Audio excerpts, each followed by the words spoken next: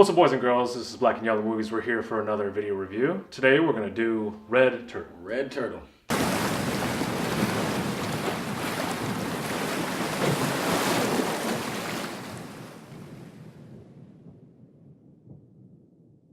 The Red Turtle follows a mariner or mariner who washes up on a deserted island.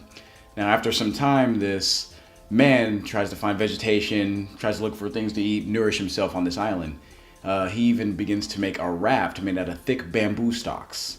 And day after day, he makes a new raft because each time he sets out to sail, an unknown force beneath the water surface decides to destroy his raft and foil his attempts of leaving the island. And on the last day he attempts this, he happens upon a huge red turtle who he realizes the thing that is foiling his attempts at escaping the island. And that's really where the movie takes off. Sounds simple, but that's it in a nutshell. One of the things we really liked about this movie was the minimalism. This movie actually had little to no dialogue. I think the only thing I really heard him say once was, hey. Hey, or him kind of yelling, and no really ongoing dialogue between two characters or with himself or anything like that.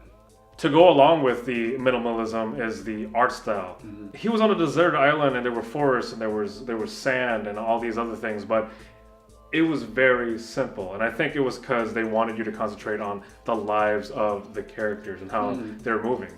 Not to take away from the art style was actually gorgeous. It was actually watching an animated painting. Textures of it, the color palette was all really rich, and it really helped drive home, in a weird way, the minimalist aspect of this story, because even though it was rich in color at times, they didn't oversaturate it with it. Another one of the things we really enjoyed about the movie is the score.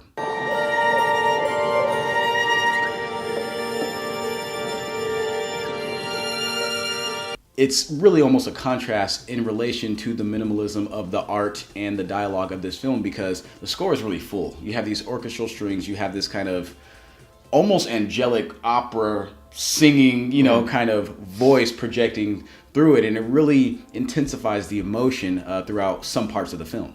So one of the things that we actually disliked about this movie was the length. Now the length is not actually that long compared to some of the movies that we've watched before. Yeah. This movie's an hour and 20 minutes. Right. I mean, we both felt like this movie could have been 30 minutes. 30 minutes. It felt like they made a short into a feature-length film.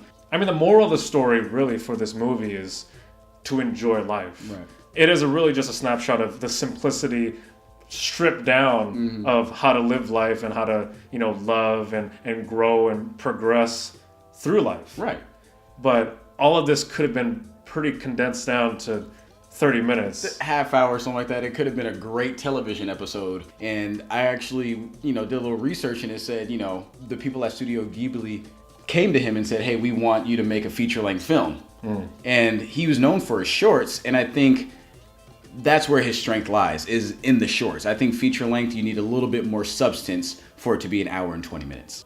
Another dislike we had about the film was the emotional aspect. It didn't really evoke a lot for us as viewers. It was a movie that didn't preach, but it also just didn't capture me as far as an emotional tugging point. It just, like I said before, meandered a little bit, and you wonder what this scene's for, what that scene's for, and then there are parts, maybe 5 minutes out of the movie, where you do get a little bit of that emotional tug, but the movie's an hour and 20 minutes, and the rest of the time you're waiting for something to happen, for some growth in the character, for some kind of revelation to happen. And I guess parts of the film do interpret that, but as viewers, we didn't really get a whole lot of that.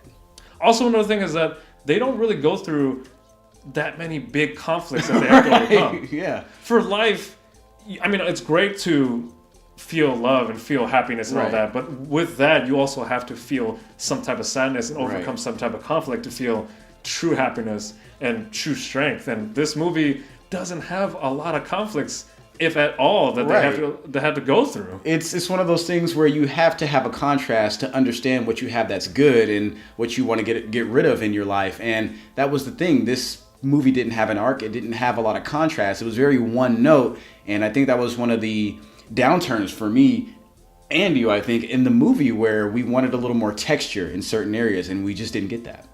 So for the people who would really enjoy this movie, if you really enjoy beautiful art pieces, beautifully drawn, great music like we said before, but also a film that's really about life and the simplicity of life, and also a very simple movie that's open to interpretation, that's filled with symbolism through music, symbolism through the images that you see, then this movie, you might like this movie. You'll probably really like this film if you remember those Disney and Pixar shorts before the movie started, where you had, I think they were 3 to 5 minutes, these very short, kind of clever, very ironic animated features.